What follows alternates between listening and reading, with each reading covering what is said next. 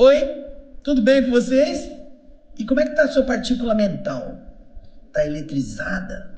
Tá fazendo você pensar? Tá andando rapidamente pelo seu cérebro para você buscar mais informações? Por isso que nós estamos aqui no nosso programa O Espírito da Letra, analisando a obra de André Luiz nos mecanismos da mediunidade. Hoje vamos para a segunda parte do capítulo 10. Esse capítulo 10 está muito interessante, porque ele está nos fazendo entender como funciona o nosso processo mental, a nossa sintonia, nossas forças que estabelecem aquele ambiente para nosso aprendizado e nossa evolução. Então, nós vamos continuar o mesmo sistema. Faço um resumo de cada subtítulo, explico sobre ele, depois a gente vai ao texto original e lê o subtítulo. E assim você vai ver que não tem tanto mistério assim. Tá bom? Então, pega o seu livro, pega o seu caderno e nós vamos hoje para o subtítulo que é Função dos Agentes Mentais. Vamos acompanhar o resumo? Veja aí na tela. Aqui, André Luiz chama as ondas eletromagnéticas incessantes, que estão dentro do nosso cérebro.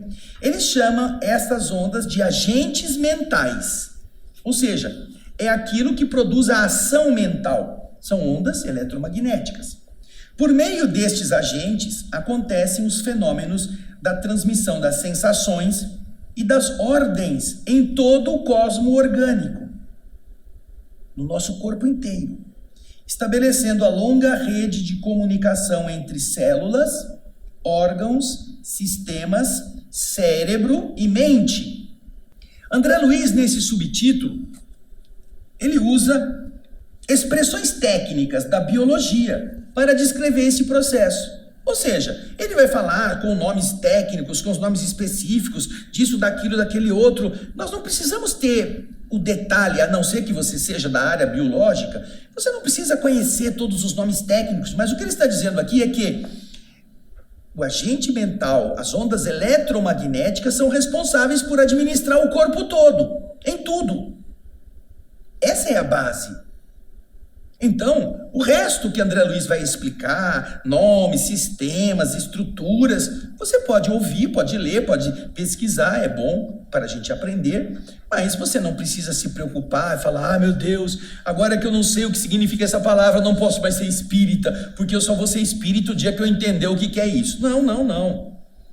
Como ele tem uma função de esclarecer, inclusive os técnicos, os médicos, os biólogos, ele está usando terminologia para esse ambiente, porque muitos desses técnicos, dessas pessoas preparadas na área biológica, estarão surpresas de ver um espírito utilizando um médium que não tinha conhecimento nenhum na área biológica, falando sobre estas coisas que para eles fazem parte da sua linguagem normal. Isso é um fenômeno mediúnico.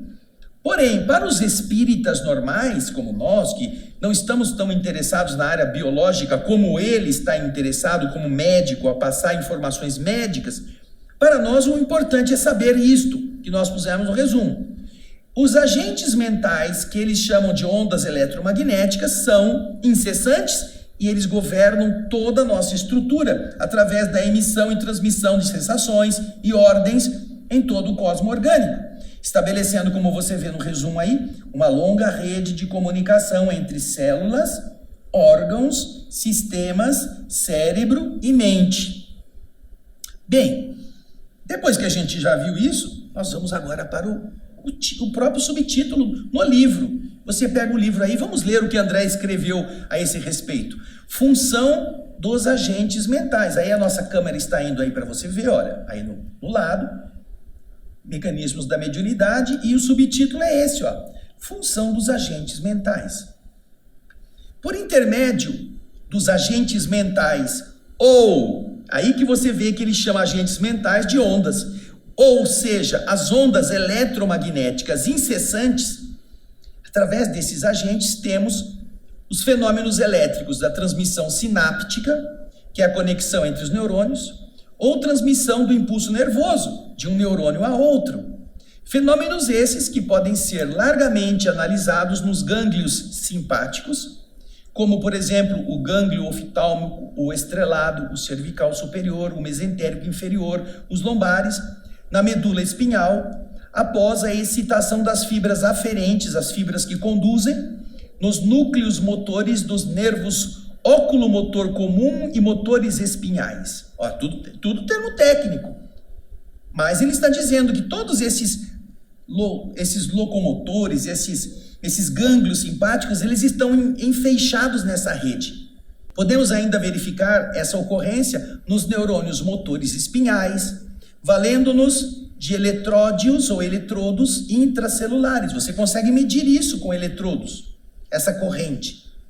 Inibindo, controlando, libertando ou distribuindo a força nervosa ou os potenciais eletromagnéticos acumulados pelos impulsos da mente, nas províncias das células, nos lugares onde as células estão, surpreendemos a coordenação dos estímulos diversos, mantenedores do equilíbrio orgânico, através da ação conduzida dos vários mediadores químicos, de todo o processo químico que faz com que a corrente elétrica ou eletromagnética chegue às células. E esses mediadores químicos de que as células se fazem os fabricantes e distribuidores essenciais. Você come, morde toda a comida, vai para o estômago digere, joga os ácidos, o intestino absorve tudo, transforma em partículas minúsculas menores, cai na corrente sanguínea, o sangue distribui, chega na célula, a célula come, e aí ela produz o que ela precisa. Nessa estrutura de gerar os eletrodos necessários para o sistema funcionar. Você já deve ter passado por essa experiência. Vem aqui comigo, ó. Você está deitado à noite e sem querer você começa a sentir uma contração espontânea na perna. Você está dormindo. De repente você começa a ter um repuxamento e você descobre que você está com uma coisa chamada cãibra. Cãibra. Mas o que está acontecendo? Você estava dormindo. Você não está jogando bola, você não está fazendo ginástica. Por que o músculo começou a retesar?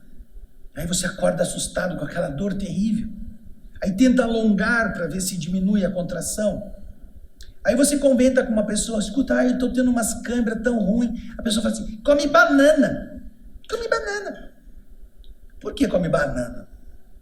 Porque na banana existe potássio, que é um elemento químico, que quando o corpo está com carência de potássio, ele pode ter contrações espontâneas. Mas quando existe potássio suficiente, isso se acalma e o equilíbrio volta. Então não há essa reação por falta, às vezes, de potássio, isso acontece.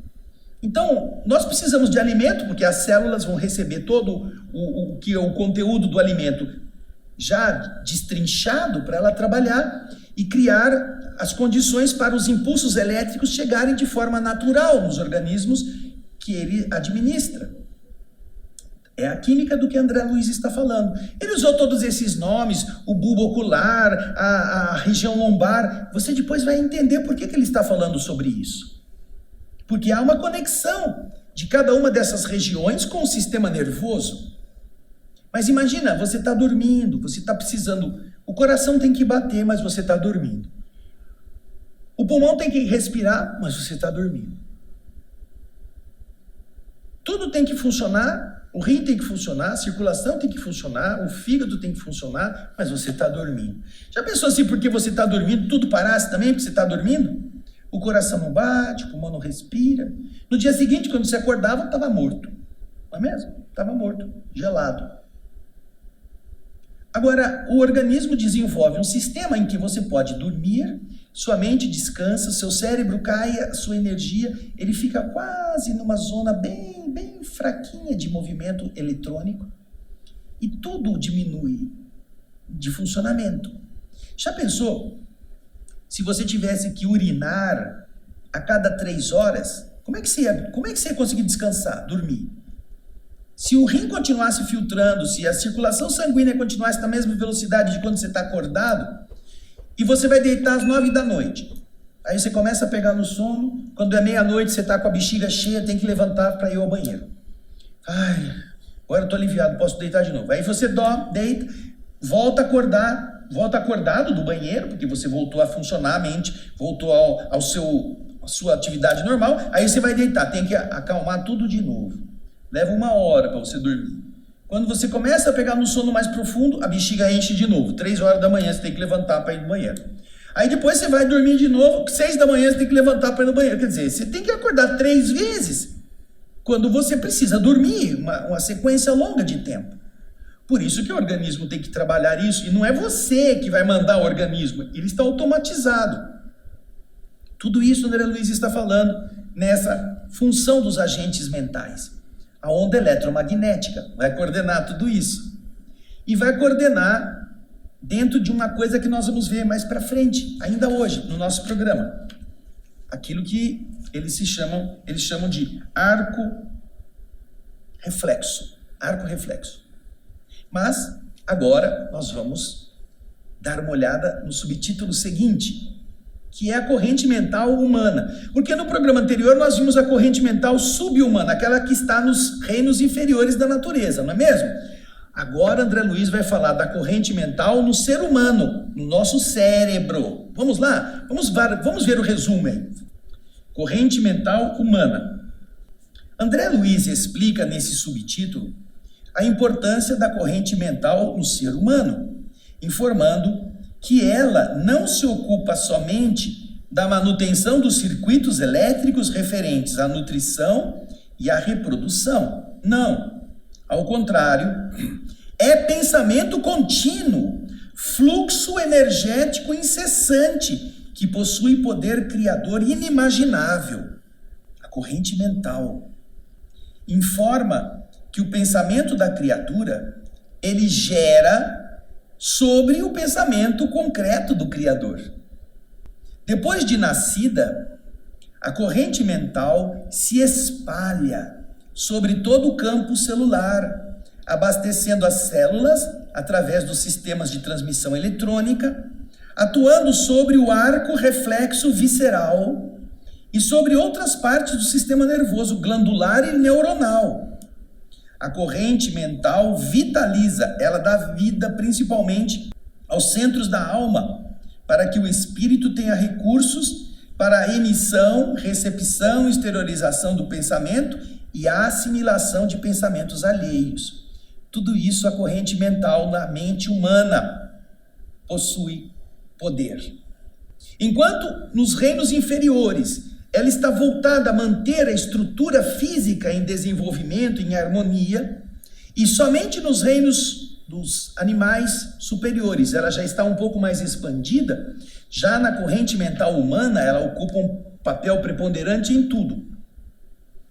Vai estabelecer o equilíbrio biológico independentemente da vontade, mas também vai possibilitar que o espírito tenha a capacidade de criar sobre o pensamento criador, concreto.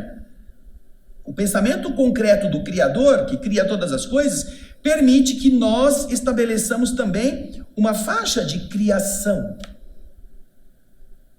Olha que bonito.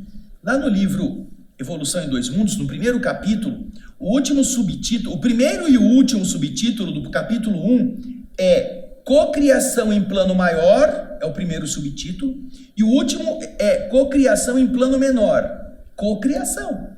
Você pega a matéria-prima que o Criador gerou e você manipula essa matéria-prima. Como quando você pega o barro do chão, que é criatura de Deus, a argila, que não foi você que fez, e você pega um pedacinho e faz um bonequinho, faz uma estrutura, um jarrinho, uma panelinha, e cria em cima daquilo que Deus criou. André Luiz está falando isso, que nós, os seres humanos, além de termos a estrutura física coordenada pelo impulso eletromagnético, da partícula mental, aquela coisa toda, nós também mantemos essa potencialidade de criar com o pensamento, além de, obviamente, enviar esse pensamento para outros lugares e receber dos outros lugares pensamentos também. Puxa, é muito mais complexo, não é mesmo? Olha que interessante. Agora você vai ver uma imagem interessante para você entender o que é o arco reflexo. Dá uma olhada aí. Olha só. Você está vendo aquela experiência? Você senta numa cadeira ou numa mesa que seu pezinho fica pendurado. Sua perna, sua parte inferior da perna fica pendurada. Aí vem o médico com um martelinho e dá uma batida num ponto especial do seu joelho. E de repente a sua perna levanta, sem você mandar. E o que significa isso? Significa que aquele impulso que o martelo deu em determinado ponto do seu joelho foi até a sua medula. Olha lá, ó. Aquele impulso cinza do número 2 ali, ele foi até a medula depois que o martelinho número 1 bateu. Esse impulso chegou na medula e não subiu até o seu cérebro. Não foi o seu cérebro que falou, opa, mexe o joelho aí. Não. Da própria medula, pela automatização, que nós já desenvolvemos nos reinos inferiores, o arco reflexo básico envia uma ordem no número 4 para o músculo da coxa levantar a perna. É automático. A gente chama de automático. Você não pensou em fazer isso. É involuntário, não depende da sua vontade. Então ali está escrito, ó, um arco reflexo é a via de transmissão que um reflexo nervoso segue, como, por exemplo, o reflexo patelar, que é esse aí do martelado no joelho. Uma pancada suave no joelho estimula os receptores sensitivos, criando um sinal nervoso. O sinal viaja ao longo de um nervo até a medula espinhal. Na medula espinhal, o sinal é transmitido de um nervo sensitivo até um nervo motor. O nervo motor envia de novo o sinal ao músculo da coxa. O músculo se contrai, fazendo com que a parte inferior da perna salte. O reflexo todo ocorre sem envolver o cérebro. Isso é o automatismo, tá vendo? Você imagina se o cérebro vai ficar pensando, eu vou ter que levantar a perna porque levei uma pancadinha. Isso leva muito tempo. Mas o organismo desenvolveu, como André Luiz está dizendo nesse subtítulo da corrente mental humana, desenvolveu estruturas que permitem uma resposta automática, imediata, involuntária.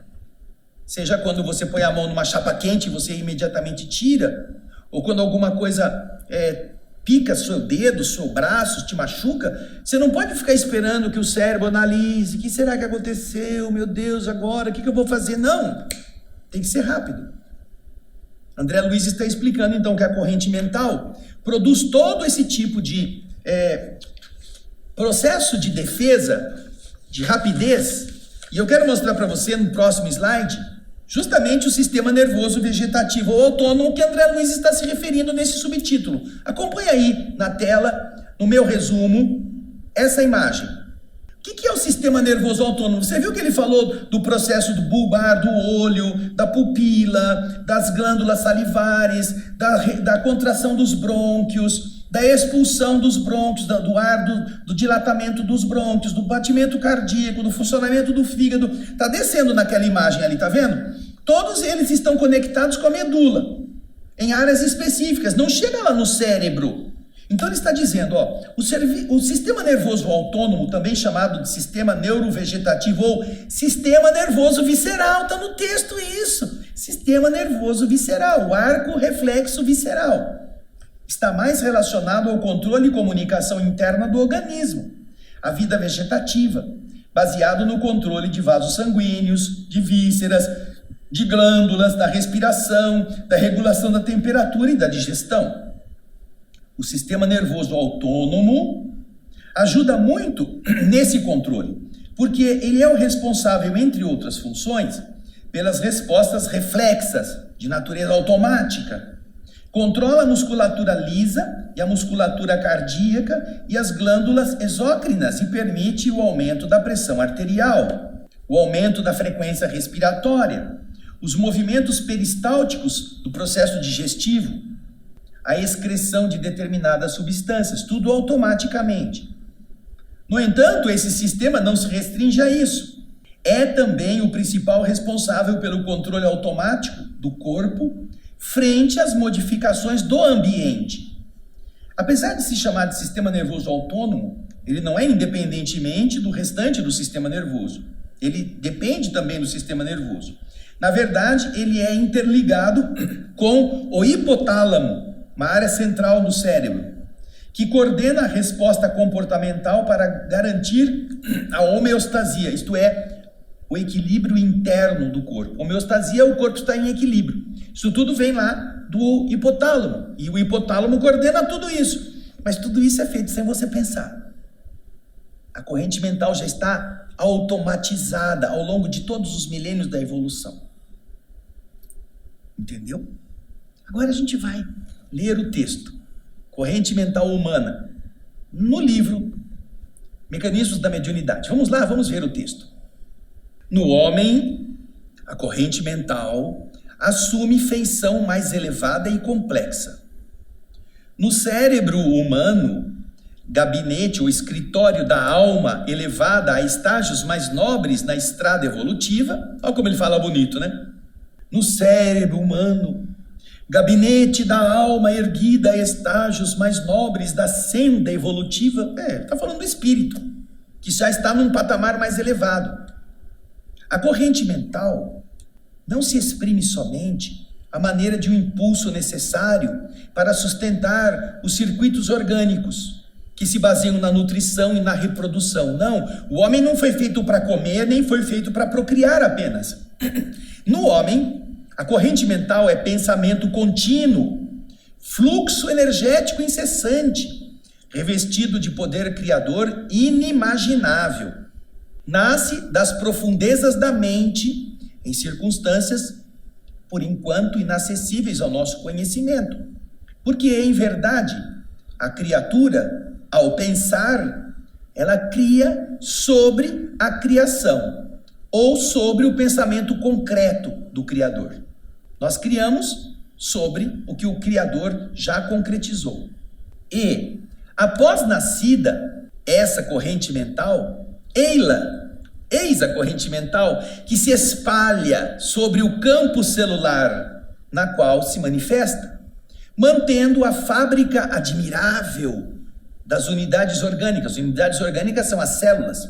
Mantendo as células funcionando através da inervação visceral do sistema nervoso vegetativo. Eu mostrei para vocês agora o sistema nervoso vegetativo, a inervação das vísceras. E também da inervação somática, que é o sistema nervoso que fornece impulsos motores aos músculos esqueléticos. Aquele negócio da patela, que se constituem pelo arco reflexo espinhal, o sistema de reflexos que independem da ação do cérebro, bem como pelos centros e vias de coordenação superiores. E assim, percorre o arco reflexo visceral, vibrando, primeiro, nas fibras aferentes que enviam mensagens, cuja tessitura celular permanece nos gânglios das raízes dorsais e dos nervos cranianos correspondentes, aqui em cima, perto da cabeça. Segundo, permanece nas fibras conectoras mielínicas que se originam da coluna intermédio lateral. Terceiro, nas fibras motoras originadas dos neurônios ganglionares e que terminam nos efetores, nos sistemas que respondem aos impulsos, ou fibras pós-ganglionares. Acima do nível espinhal, vibra ainda essa corrente mental, na integração ponto-bulbar, em que se hierarquizam reflexos importantes, como sendo os da pressão arterial.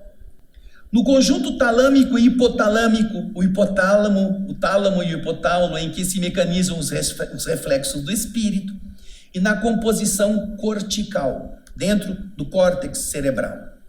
A corrente mental, segundo anotamos, vitaliza, dá vida particularmente a todos os centros da alma e, consequentemente, todos os núcleos endócrinos e todas as junturas dos plexos, as conexões dos plexos da usina física, do corpo de carne, em cujo tecido dispõe o espírito de recursos para os serviços da emissão e recepção ou exteriorização dos próprios pensamentos e a assimilação dos pensamentos alheios.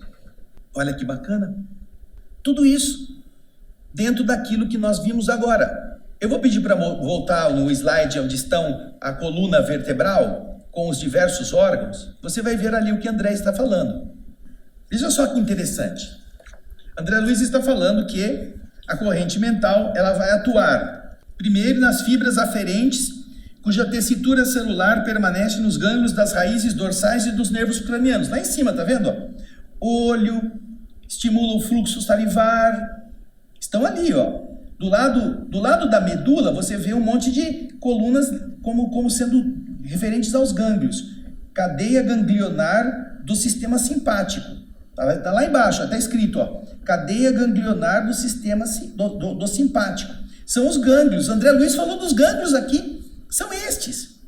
Enquanto que lá em cima, na base próxima do cerebelo, você vê que há impulsos que vão gerar nos nervos aferentes, que enviam mensagens, e os gânglios que recebem a estimulação eferente, que vem dos órgãos, na área em verde, na direita. Olha que complexo maravilhoso. E o tálamo lá em cima, com o hipotálamo, correspondendo também a esses centros importantes que vão administrar a ação do espírito sobre o cérebro, sobre a mente, sobre o corpo, sobre as glândulas. Por esse motivo é que nós vamos encontrar, por exemplo, que pessoas que estão passando por um estresse emocional têm alterações de pressão, o coração bate mais rápido, ela desenvolve reações hormonais. Alguma coisa faz com que a adrenalina das suprarrenais caia na circulação, porque ela precisa de mais energia. Tudo isso vindo lá de cima, para reagir sobre a normalidade do que está acontecendo. Se nada acontece, o organismo funciona, a pressão está equilibrada, a pulsação está equilibrada, a pessoa não tem sudorese. Mas você vai passar por uma entrevista, você vai passar por um teste, aí começa a ficar nervoso, começa a suar. Mas não é um exercício. Porque o exercício físico, quando você exige mais dos músculos, produz suadouro. Mas você não está suando mais, é a mente que está agora em exercício, você está com temor. Então o corpo precisa eliminar o excesso do que você está produzindo de pressão emocional, através do suor, para você não ter um ataque, um AVC, um aumento de pressão arterial que possa romper uma artéria no seu cérebro e você morrer antes da entrevista. Veja só como tudo está perfeito. Tudo está equilibrado. E nisso encontra-se também o aspecto mental em que você possa emitir pensamentos e possa captar pensamentos dos outros. Esse é o sistema, como ele chama aqui. A corrente mental humana é muito mais complexa do que está num mineral, do que está numa planta, do que está num animal inferior ou mesmo num animal superior. Porque os animais superiores não têm esses problemas. Não tem esses poderes, não tem essa complexidade na sua manifestação. Um gato, olha que interessante, um gato está com sede. Então ele sai do canto da sala e vai buscar a água. No meio do caminho, ele encontra uma bolinha, ele começa a brincar com a bolinha. Esquece de tomar água. Não vai tomar água.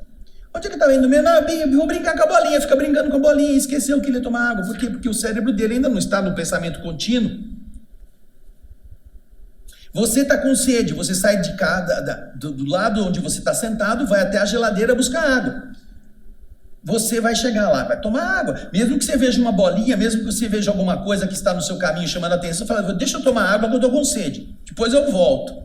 Olha quanto mecanismo está nesse caminho. Você viu, você tem uma necessidade orgânica, você tem vontade, você sabe que precisa se abastecer, você vai até a geladeira, no meio do caminho você vê um outro objeto que te chama atenção, mas você precisa tomar primeiro a água, então você decide que vai à geladeira tomar água, depois você retorna para brincar com aquilo, ou para pegar o objeto que está no chão e pôr no lugar. Muito diferente do gato, não é? Esse André Luiz, viu? Ele dá nó em fumaça. Legal, né? Mas agora a gente vai para o fim deste capítulo, que eu vou fazer um resumo também sobre o campo da aura. Não é áurea. Áurea é uma mulher que tem o nome de Áurea. Não, é o campo da aura. Vamos ver o resumo? Dá uma olhadinha aí. Campo da aura. A alma humana organiza e agrega todos estes campos de força, nascidos das agregações celulares no campo físico ou do perispírito. E assim, lembra que é partícula mental que circula, que produz energia elétrica, que produz magnetismo, que produz calor e produz luz, que produz química? Então, e assim, esteja ela encarnada ou desencarnada, ela está envolvida por sua própria aura, ou túnica de forças eletromagnéticas, que demonstram a sua condição evolutiva, emocional e mental. Nesse campo de forças condensadas, expressam-se as essências e imagens do seu mundo íntimo, que se exteriorizam espontaneamente, e daí se alongam atuando sobre todos os que se afinem com ela, e recolhe naturalmente a atuação de todos os que se lhe mostrem simpáticos. Essa é a condição vibratória que se exterioriza do indivíduo. Do mesmo modo que o fio lá do ferro elétrico, quando você ligou na tomada, ele não ficou mais quente, ele está exteriorizando o calor. Do mesmo modo que o filamento da lâmpada incandescente, quando ela encandece, ela transmite calor e luz, você também produz.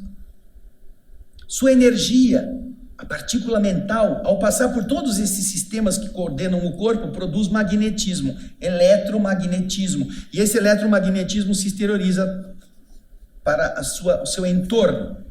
E eu vou mostrar para você agora no resumo um vídeo. Quero que você preste atenção nesse vídeo, que ele é muito interessante, porque ele é a descrição visual disso tudo aqui que André Luiz está explicando sobre o campo da aura. Dá uma olhada aí.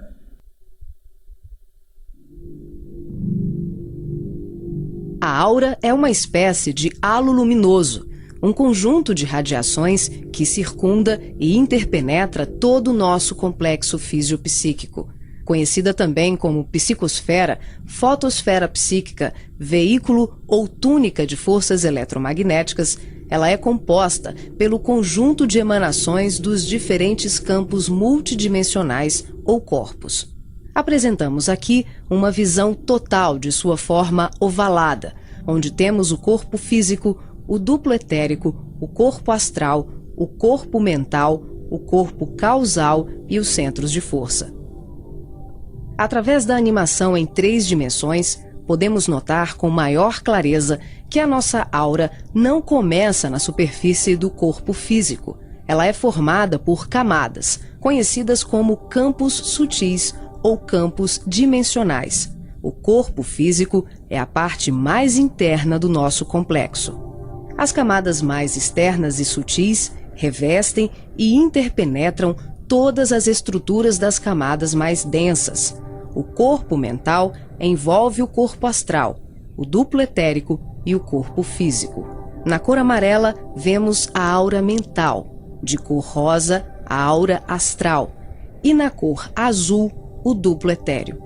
Essa atmosfera fluídica envolve todo o nosso sistema físico, revestindo os órgãos, tecidos e células com energias vitais, astrais e mentais. Dessa forma, o pensamento circula por todos os escarninhos do nosso sistema orgânico e psíquico. Na medida em que pensamos, automaticamente alteramos o nosso campo celular. Todos os estados de bem-estar ou de enfermidade são consequências dos conteúdos mentais e emocionais. Sua multiplicidade de cores, suas formas e alterações, quando analisadas e estudadas, podem indicar os estados de saúde e emocional do ser humano.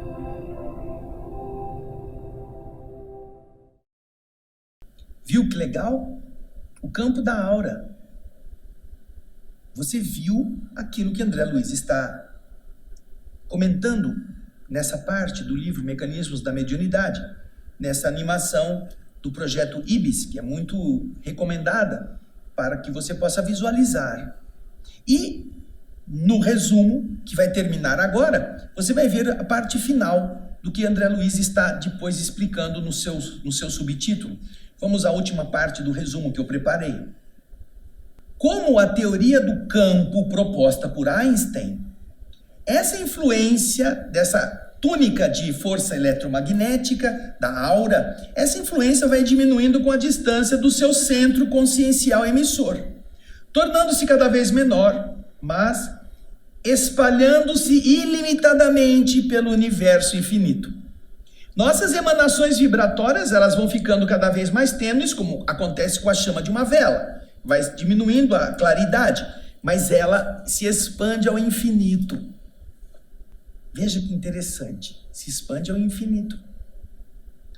Na Revista Espírita de Allan Kardec, no ano de 1858, Kardec invoca ou evoca o espírito Mozart. O espírito Mozart está morando, o mundo onde ele é originário é Júpiter. Ele está em Júpiter. E Kardec, em Paris, na reunião mediúnica da Sociedade Espírita de Paris, invoca esse espírito. Ele está em Júpiter, mas em uma fração de segundo ele se manifesta através do médium.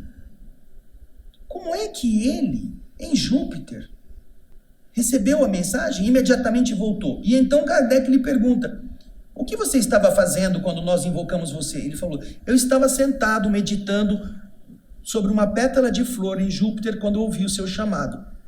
Ora, a emissão mental, a emissão que Kardec faz, a solicitação imediatamente encontrou o campo de vibrações de Mozart em Júpiter. E ao fazer essa convocação, o espírito responde e se manifesta. Veja só como o campo é ilimitado e todos nós estamos interpenetrados.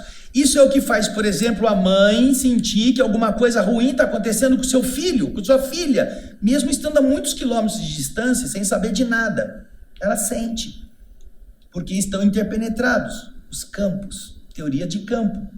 A emissão vibratória, ela pode não ser visível, a aura pode ter um limite, dependendo da potencialidade de quem está irradiando. Porém, ela continua emitindo, sem colorações necessárias, mas continua se expandindo. E as vibrações daquele ser que está agoniado podem encontrar repercussão na vibração amorosa da mãe, do pai, do ente querido, que está também em sintonia. Olha que coisa legal. Tudo produzido pelo campo das partículas mentais, o campo eletromagnético que nos envolve a todos, que está dentro da célula. Olha só, dentro da célula, nos tecidos, nos órgãos, nos sistemas, no sistema nervoso, na mente, no cérebro, no espírito que coordena tudo e que se expande. Então você percebe, um espírito olhando por uma pessoa sabe se ela está deprimida, se ela está com raiva, se ela está sexualmente excitada, se ela está pensando em fazer coisas ruins, ou se ela está em um estado de elevação espiritual. Basta olhar. Porque isso está exteriorizado, onde nesse campo eletromagnético, que chamamos de aura, ali se plasmam as ideias, as formas mentais. Um filminho que anda em volta de nós, com tudo aquilo que a gente pensa. Por isso que quando você vai dormir, depois de ter lido um livro muito impressionante, ou ter assistido um filme de terror, você vai dormir e você sonha com aquelas imagens horrorosas, porque você as plasmou. Ou você sai do corpo, você vê as imagens flutuando, você sonha com aquilo. Ou você teve uma conversa com uma pessoa que te impressionou naquele assunto, e ao sair do corpo você vê aquele assunto flutuando, você volta a pensar sobre ele, sonha com aquilo.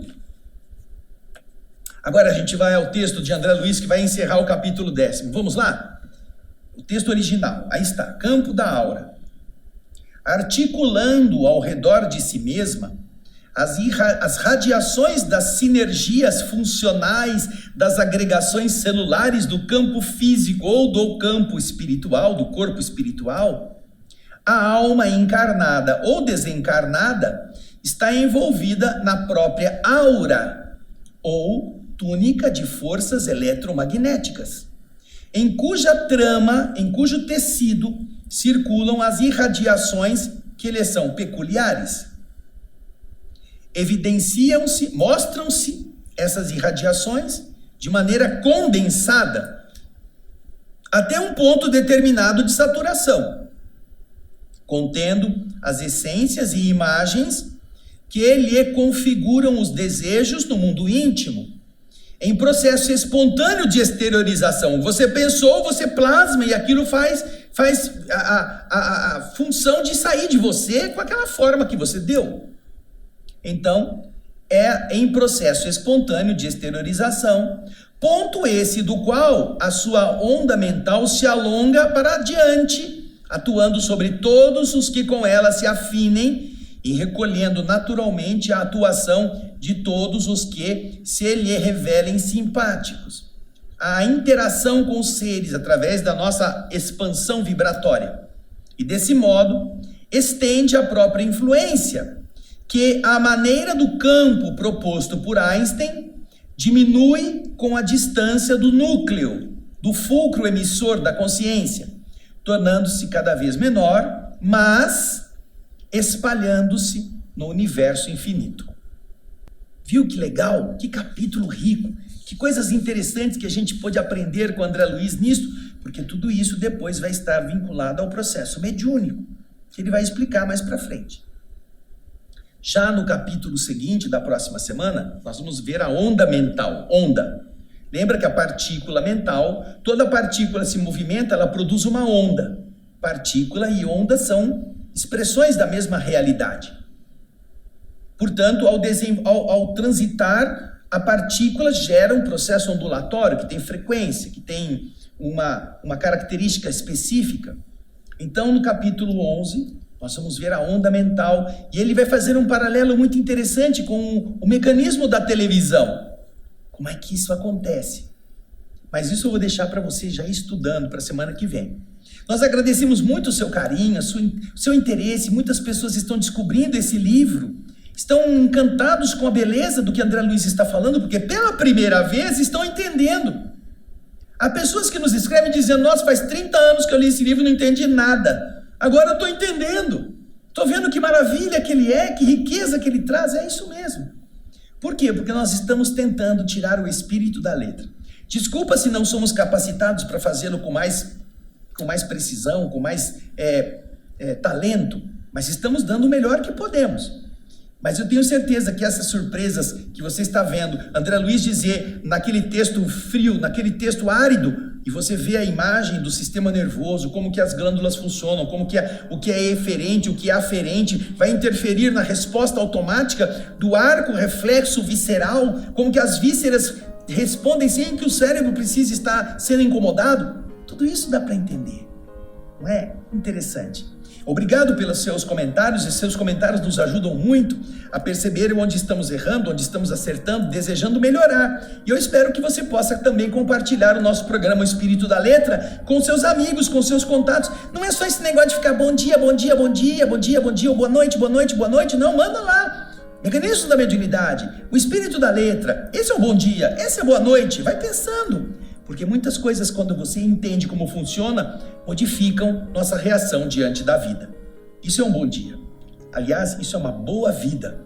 Muito mais do que apenas um cafezinho quente numa xicrinha com bom dia escrito, né?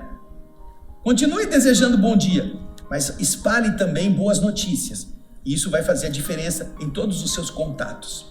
Obrigado pela sua audiência, pelo seu carinho. Esperamos você no próximo programa, Onda Mental. Já vai lendo, tá bom? Semana que vem a gente se encontra. Um grande abraço e muita paz.